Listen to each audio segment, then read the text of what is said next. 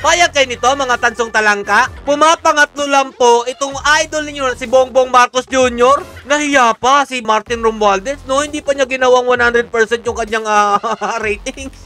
Okay lang sa inyo yan, mga tansong talangka? Eto nga daw po si Martin Romualdez, nangunguna po sa top performing branch of government. Grabe naman kayo, hindi ba kayo nahihiya sa mga balat ninyo? Tinapay naman, oh. Mag-e-eleksyon pa ba tayo? Tapos, ito pa malupit. Balak po talaga niya maging presidente nang hindi po dumadaan ng eleksyon. Marami pong ginawang impeachable offense. Ito po si Bongbong Marcos Jr. Baka lang naman po. Siya naman po ang isunod. Kaya first time in the history mga idol na ang pina-i-impeach po nila at inuuna po nila ang Vice President dahil nga po madali lang pong ipa-impeach ito po si Bongbong Marcos Jr. Sino po ang magiging presidente? Siguro naman po matatalino naman po kayo dyan.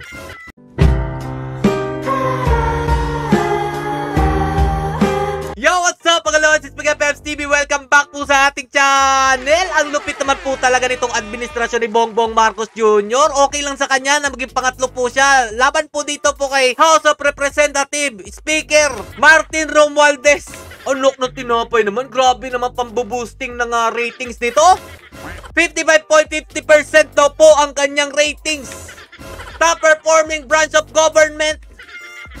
Payag kayo nito mga tansong talangka? Pumapangatlo lang po itong idol ninyo si Bongbong Marcos Jr. Nahiya pa si Martin Romualdez, no? Hindi pa niya ginawang 100% yung kanyang ratings. Okay lang sa inyo yan mga tansong talangka? Kasi nga po mga idol, sabi po dito sa post po ng House of Representative of the Philippines, galing po sa Tangere mga idol ang kanilang source. April 27, 2025 daw po. Eto nga daw po si Martin Romualdez, nangunguna po sa top performing branch of government. What? Yan sa mga ayuda na 5,000 binibigay nyo sa ating mga kababayang Pilipino? The collective effort of the members of the House of Representatives led by Speaker Martin Romualdez to continually uphold the welfare of the Filipino people and improve their quality of life has paid off as revealed by the recent Tangere survey.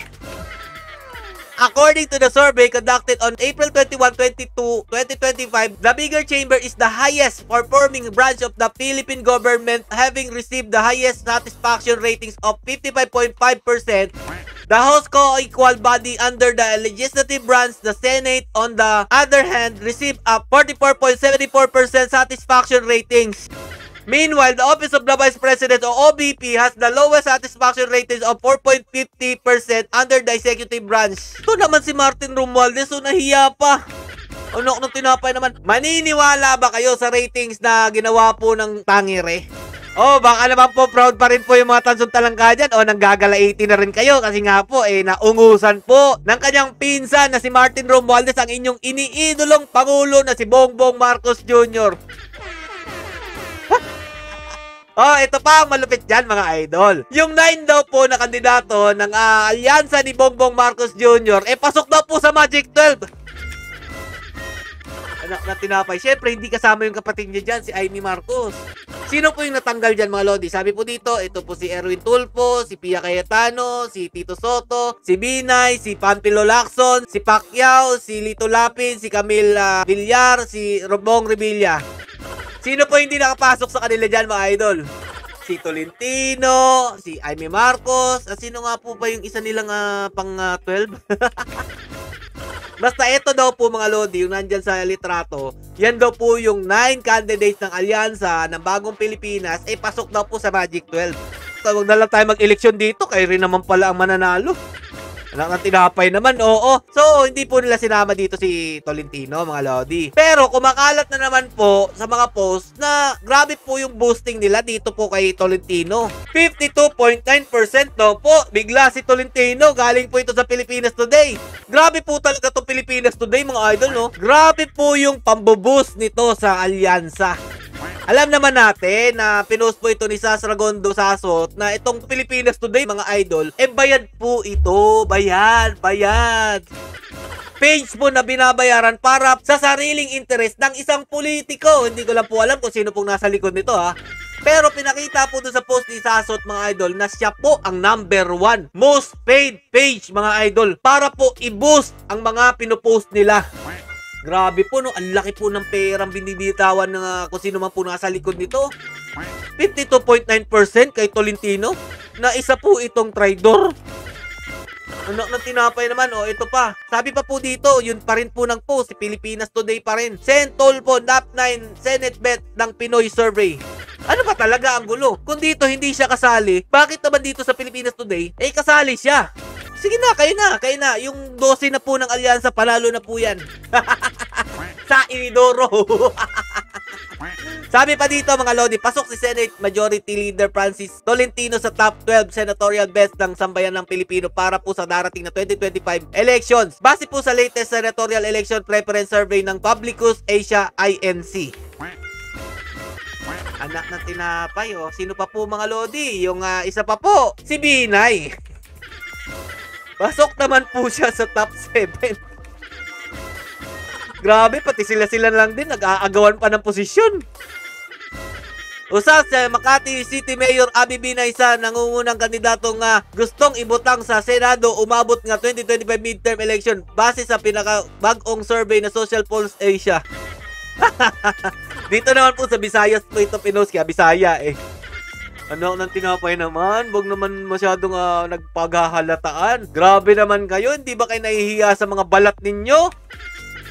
Tinatawanan na lang kay ni VP Sara Duterte dahil yung mga sinabi niya noong mga nakaraang buwan, nangyayari na nga ngayon. Wala na tinapay, wala pa rin kayong kadala-dala. Nadadala pa rin kayo dito ng mga survey na ganito. Sila naman yung gumagawa. Kaya kung gusto nyo naman palang kayo na lagi nangunguna, dapat ginawa mo ng 100%. So naman palang ungusan si Pangulong Bongbong Marcos Jr., huwag mo nang isali dyan. Ikaw na lang mag-isa. Number 1 ka. Kumbaga, 100% diretso. Pero tinapay naman, mag-e-election pa ba tayo? Tapos, ito pa malupit. Pumapangalawa po yung Commission on Election Chairman. Ang lupit, di ba? Yung gusto po niya ng voting po, online voting sa mga OFW. Tapos ano ngayon? Puro pagdududa ang nangyari po sa boto ng ating mga kawawang OFW. Dahil nga po, ginawa po nilang online. Through cellphone lang po yata. Makakaboto na daw po sila Pwede ba yun mga idol? Secured ba yung website para gawin yung voting platform? Anak na tinapay, nahack nga yung website ng gobyerno. Yan pa kayang pang-eleksyon na official website ninyo?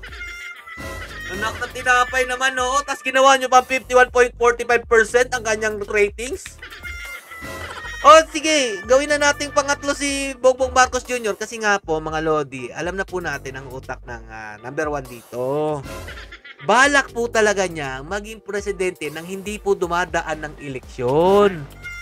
Kaya po, atat na atat po siya na maupo po yung alyansa niya dahil nga po kapag yan po nakapasok yung mga senatorial race po nila o bet nila mga idol, uumpisa na po nila ang kanilang plano para po ipa-impeach si VP Sara Duterte nang maging bakante ang posisyon ng Vice President.